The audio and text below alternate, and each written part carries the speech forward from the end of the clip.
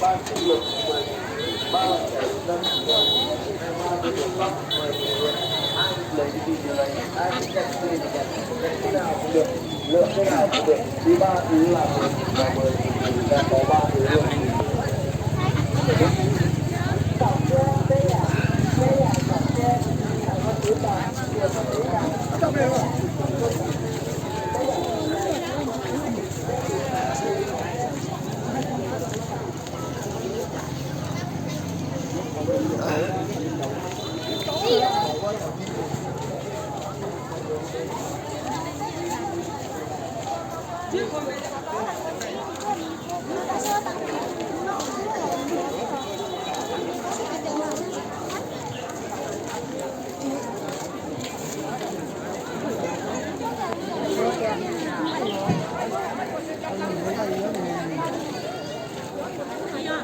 này vô hả?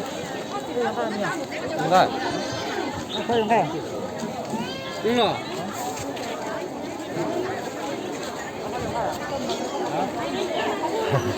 Bao nhiêu vậy?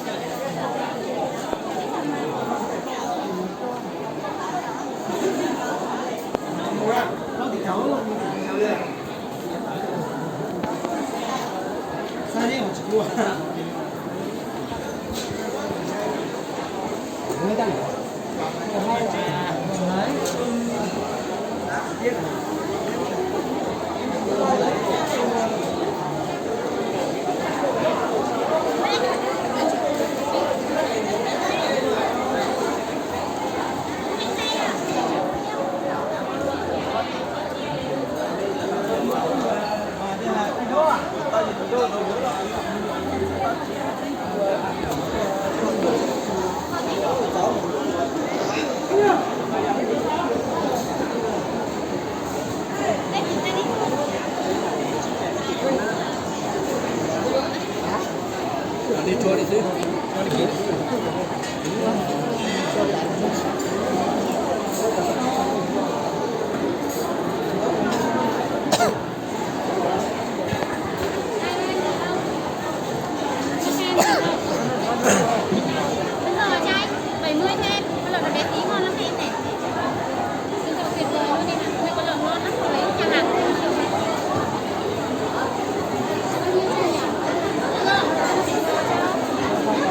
Cái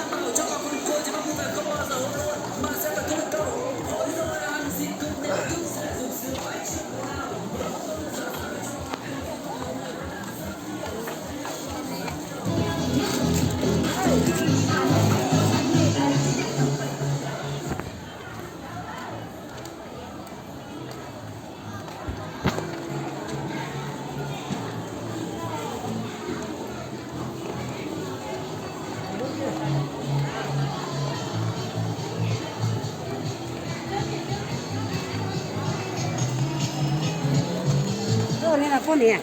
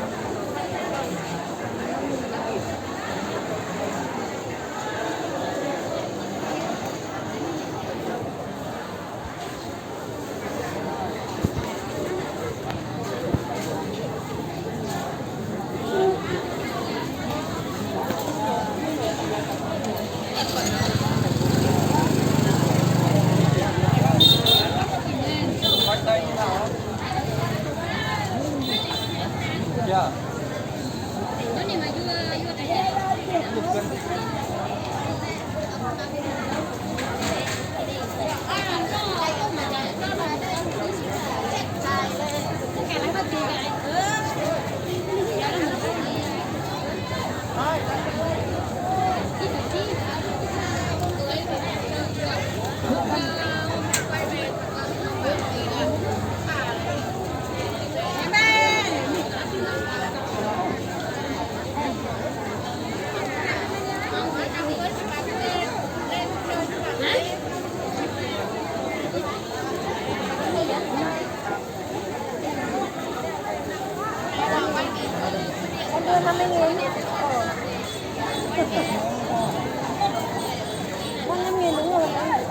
Giả thừa em bảo là giả thừa cho em hay sao mà Em đưa 15.000 hoặc 20.000. em đưa 50.000 chị giả thừa tiền rồi, thừa tiền là 35 mà Ừ, đây đây 35 đây anh.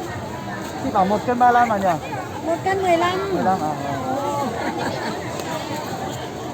Cân 15 thôi.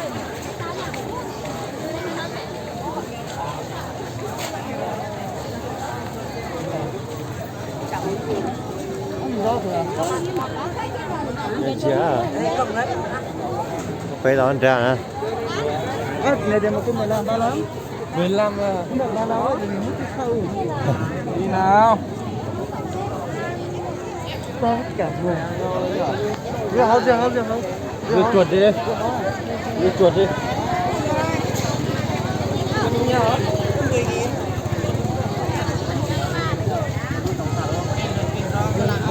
Con 10.000.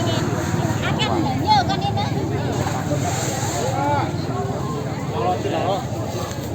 Chỉ do thì được đánh.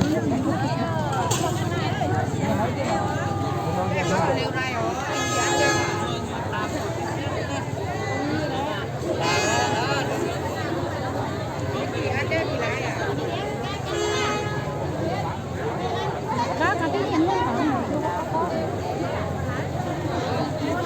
Có chuyện gì không?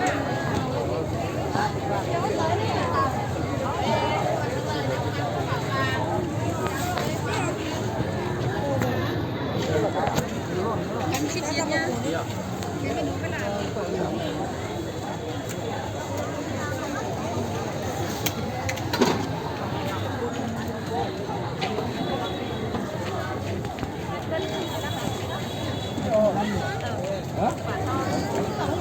Đấy đó.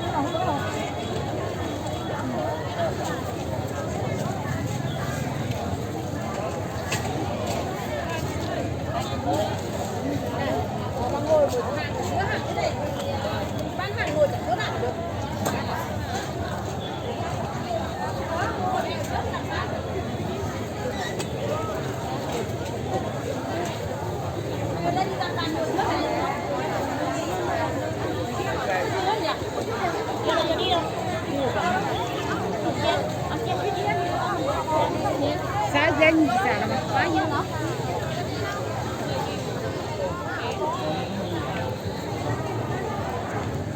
Đưa đi à?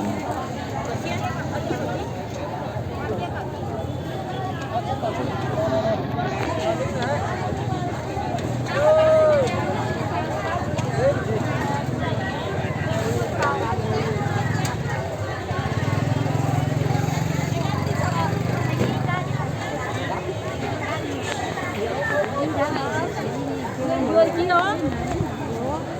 Cái gì ra để đi chết thì cho cả đưa ta đi mua.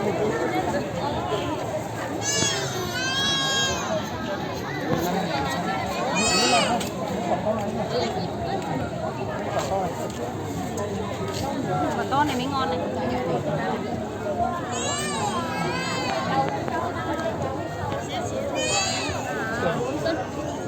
Làm đi.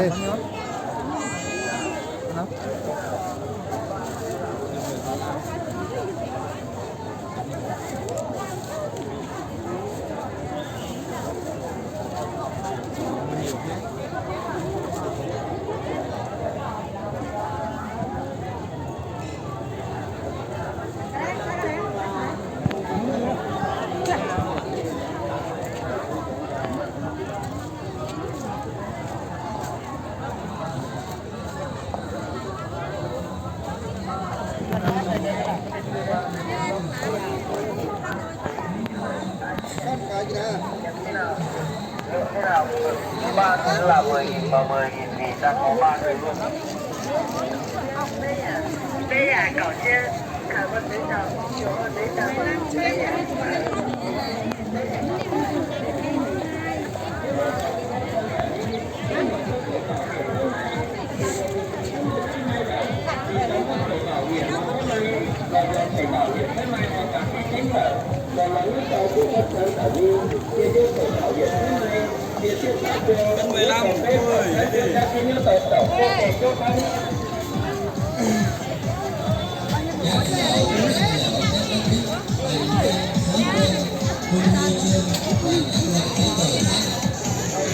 Chúng tôi có sự trợ của các nhiều báo.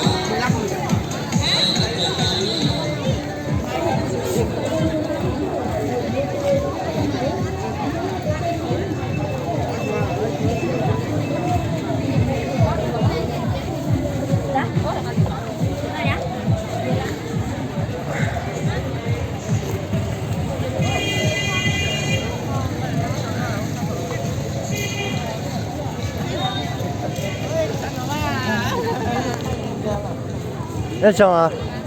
Lấy chụp cho à? Đây là chụp chính này. Đâu tính? Giá thì giá là có tên mà giá để cho có là nó tôi là. Chưa xưa. Nó tên rồi à? Rồi à? Nên nó phải rồi mà. Thế là nó không có đó. Nó đó. Tao biết nó to là. Xin xài để chụp con nào sao tiền là.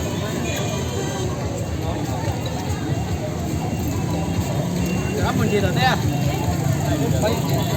Mua đồ nhiều quá rồi. Ít giờ nữa là mà chế mà. Chín em chưa? Cái giờ Ra 15 nghìn vẫn đáng tổng.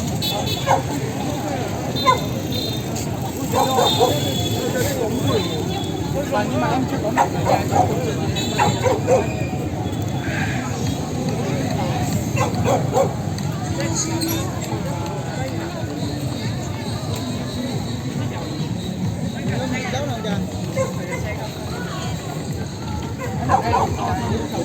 bây giờ em muốn sử dụng bảo không chưa hả?